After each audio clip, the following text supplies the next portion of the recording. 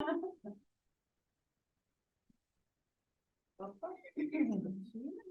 there's microphone. My constant companion, Aaron. Get the air on, yeah.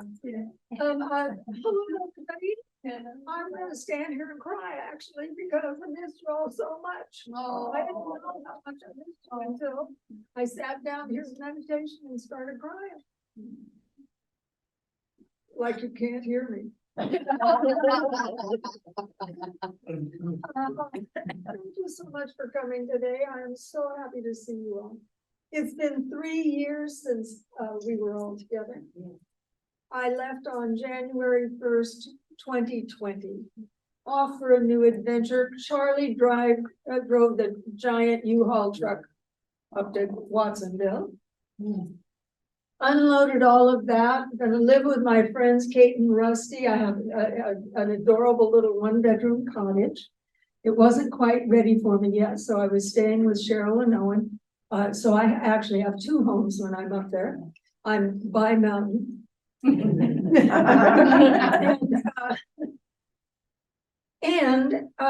So I got there in January. In March, my friend Katie died. In her sleep. Rusty didn't notice. She sleeps in.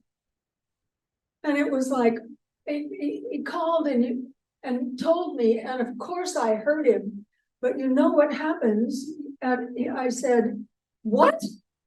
Not because I didn't hear, but because I couldn't comprehend. Yeah. So that's sort of how the adventure started. And you know what March of 2020 was, the start of the pandemic. So then we've all been in this little chunk of time that's been pulled away from us. It's a little non-time. It's a meditation, a time when you can tell there's a change. You know, when you're stirring the sugar in this iced tea glass. And it's all going in the same direction and it's not melting in the slightest. And so you know what you have to do? You have to turn the other direction. And there's that big part of chaos when you change direction. That's where we've been. We've been in the direction change. But I can tell you now that what's been going on, and it's been going on and going on and going on. You guys have all had the same kinds of adventures. Doesn't have anything at all to do with whether we're happy or not. Don't you think that's true? Yes. Okay, so I've had a few things that weren't so happy. The most recent one was on New Year's Eve in Watsonville. It's pouring rain in that area. And Watsonville is at the Delta sort of area. That means it's been pouring rain in the mountaintops and coming down the creeks and coming down the rivers. And we, as you probably know, were on national TV for having a disaster. It's the first disaster I've ever been in. It was a disaster. We're watching the water. There's a creek behind Cheryl and Owen's house, and it's starting to creep up into the backyard. It's like, ooh, look, it's creeping up, but it's okay. It's pretty far away. And in no time at all, it went from 20 feet away, and there's a little bit of water to climbing up the 2 steps that come in the house. Fortunately, we put together a go bag so that about, I don't know, 5 o'clock, it's dark out. We grab our go bags and we walk through 2 feet of cold, muddy water to get in the cars and drive away. And their house flooded. And it flooded twice because the rains didn't stop. And then you could see the rains have nowhere to go. First of all, creeks fill with plants who go, hey, there's water here. California's pretty dry. And when the creeks fill with plants, it slows down the water. But when the water is rushing, it just moves the plants out of its way. And then that clogs up places where, I don't have to tell you these things, you know these things, but I just lived through what the effect of it is. And, pardon me, I'm so happy to see her good breath. Yeah. So, so what I realized is I'm traumatized. And one of the things that happened is my little Mini Cooper drowned. So my car was totaled.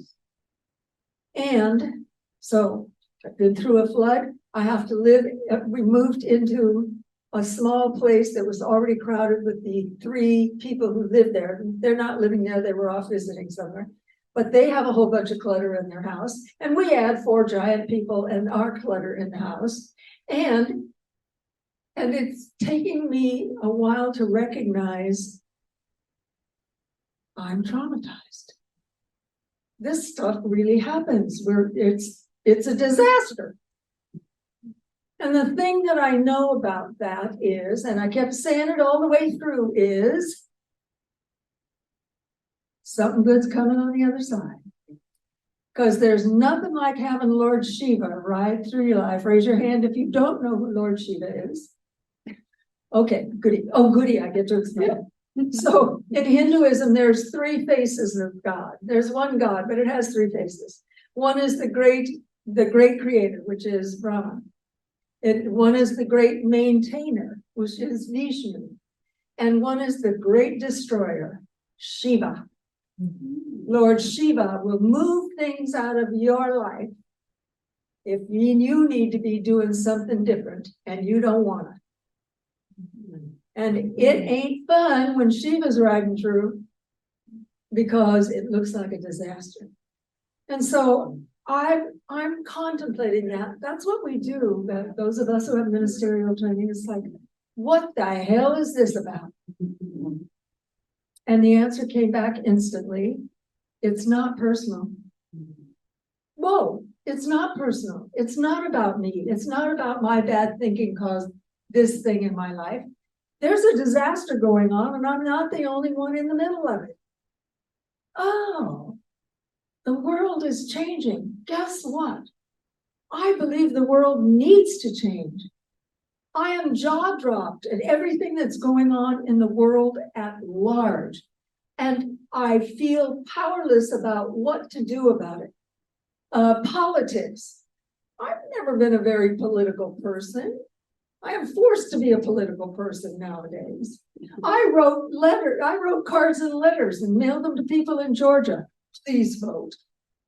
I've never had to feel like I had to go be part of that. It's like I read all the stuff on the voter register, on the ballot. I read the whole thing, I check the pros and cons, I do my diligence, but no, this time I have to do something, not just vote.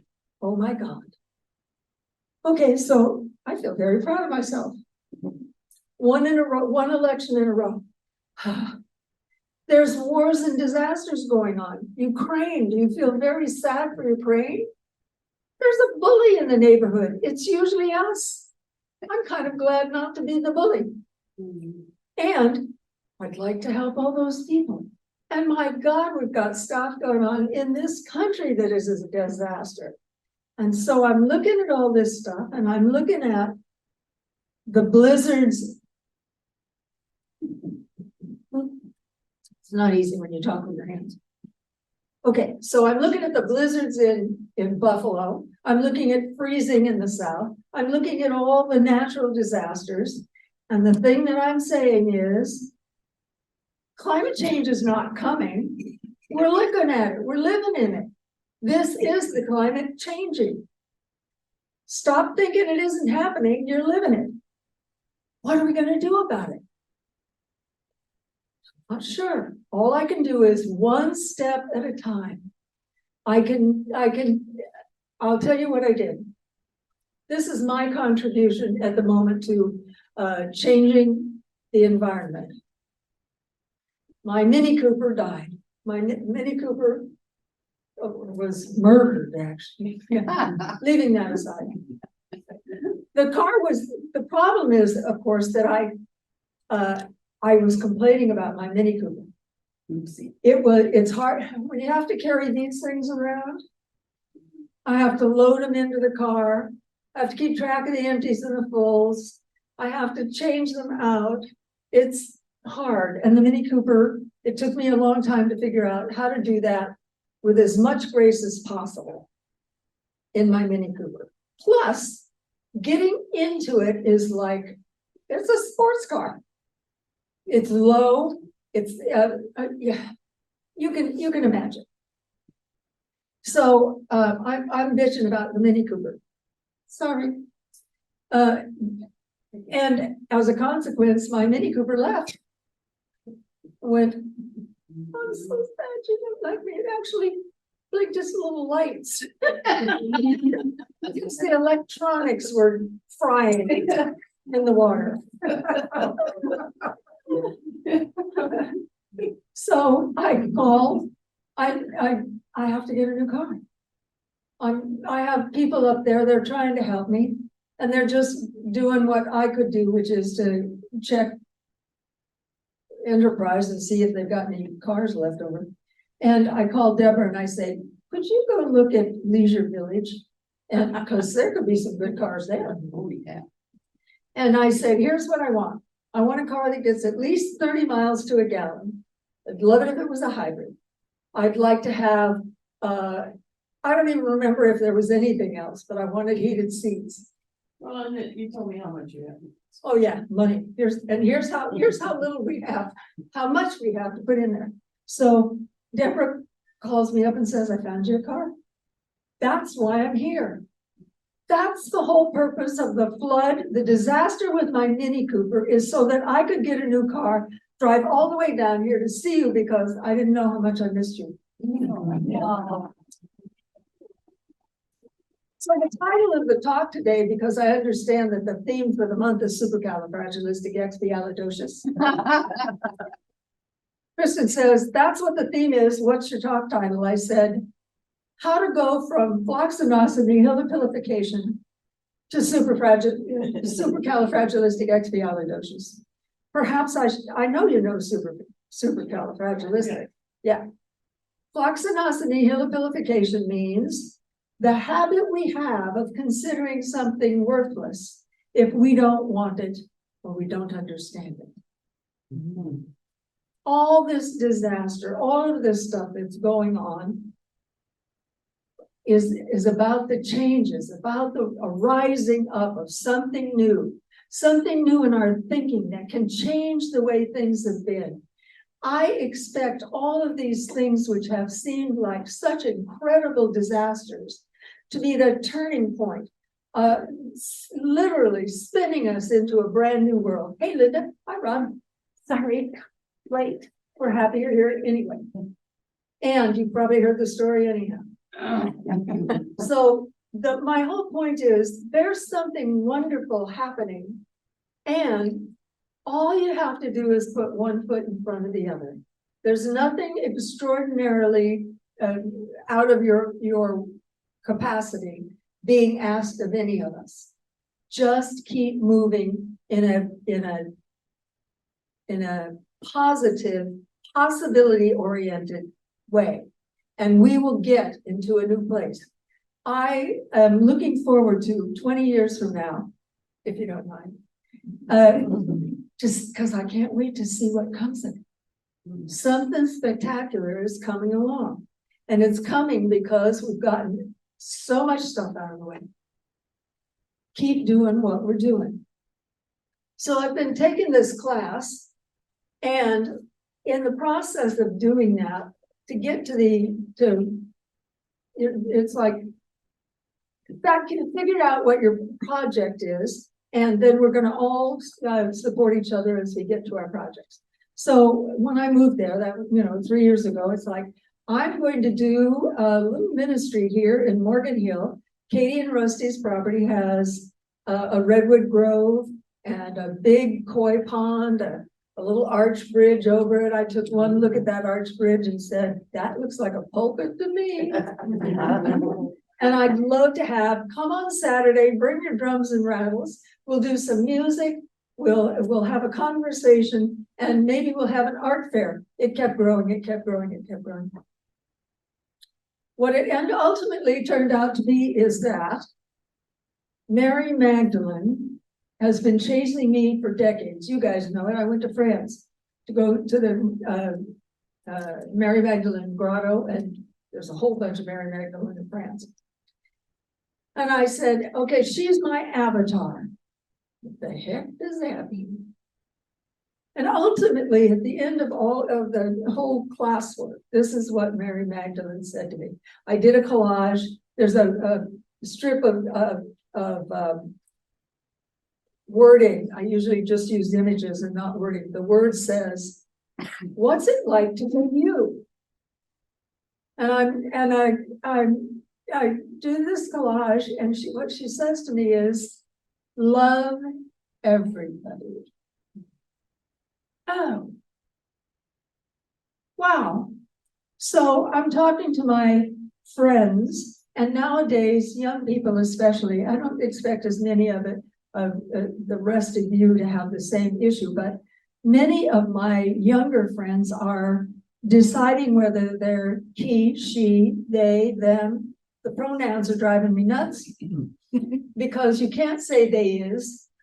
I was taught that long ago. I can't say they is. Okay, so this is what my young friends told me I am in the alphabet. The LGBTQSCI plus. Okay, I'm a PG. No, let's see. PCGF. I'm a polycelibate global flirt.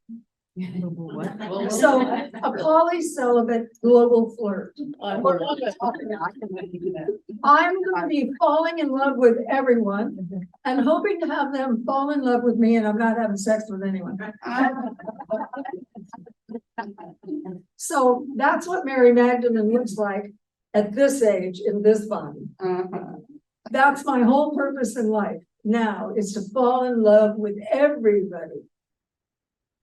And dang, I'm having fun. That's a whole lot more fun than the lifetime I've spent judging everybody. Oh my gosh. It's oh, wow. Love them anyway. And I'm sure there's a purpose in this conversation, but you got the best I got. And it's just a virtual representation of the chaos that my life is at the moment, is the chaos that my mind is at the moment. And I'm still having fun. And in spite of having oxygen on 24/7, I'm still alive. Yay. Yay. So when I talk to our friend Donna Bennett, who, as you know, is totally blind, has a guide dog, what she says is, I'm not disabled. I'm inconvenienced. I go, Donna, you're blind. She is not disabled. The woman works her computer. She goes traveling around anywhere. And now I know exactly what she means. I'm really not disabled. I'm just inconvenienced. Now, if I could just get my act together, I actually qualify for a disabled parking sticker, and I'm going to take advantage of it. Yeah. Good. Yeah. I know. Even though I'm not really disabled.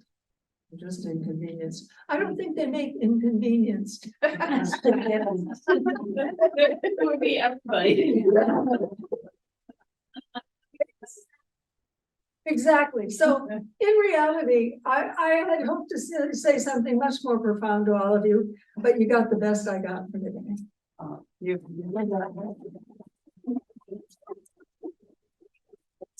Let's do a little prayer. Put your feet on the floor. Take a deep breath. And let it go. And do that again.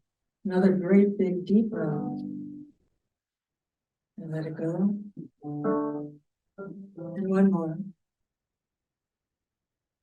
And as you let go, feel yourself settled into your seat, feet on the floor, part of Mother Earth, part of the stabilizing influence when she stays steady under her feet.